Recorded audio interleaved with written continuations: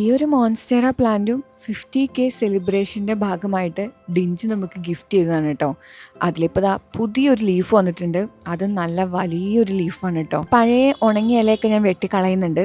ഇതുപോലെ കട്ട് ചെയ്യുന്ന ഇലകളും പൊഴിഞ്ഞു വീഴുന്ന ഇലകളൊന്നും ഞാൻ കളയാറില്ല കേട്ടോ. ദാ ഇതുപോലെ എടുത്തു വെക്കും. 3-4 ദിവസം നല്ല വെയിലത്ത് വെച്ച് ഉണക്കിയ ശേഷം ചെടികളുടെ ചൂട്ടിൽ തന്നെ ഇട്ട് കൊടുക്കും. കലാത്തിയ ലീഫിന്റെ ബാക്ക് സൈഡിൽ ഒരു ബ്ലാക്ക് കളർ ഡോട്ട് ഡോട്ട് പോലെ എന്തോ ഒരു സംഭവം. അതെന്താന്ന് ആർക്കെങ്കിലും അറിയെങ്കിൽ കമന്റ്സിൽ പറയണേ. ഭയങ്കര കാര്യമായിട്ട് നമ്മൾ കുറച്ച് വാട്ടർമെലൺ സീഡ്സ് നട്ടുവെച്ചിട്ടില്ലായിരുന്നോ?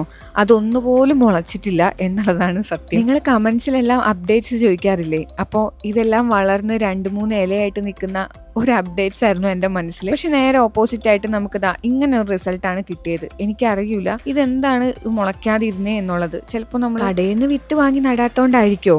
കാറ്റത്ത് പറന്നു വീണ ഈ ഒരു വിത്ത് പോലും നന്നായി മുളച്ചു.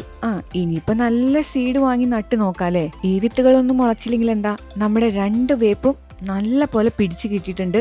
നല്ല തളിർ ഇലകളൊക്കെ അതിനകത്ത് വന്നിട്ടുണ്ട് കേട്ടോ. വഴിയിൽ നിന്ന് കിട്ടിയ നിശാഗന്ധിയും നല്ല സൂപ്പറായിട്ട് വളരുന്നുണ്ട്. അപ്പൊ ശരി, പിന്നെ കാണാം. ബൈ.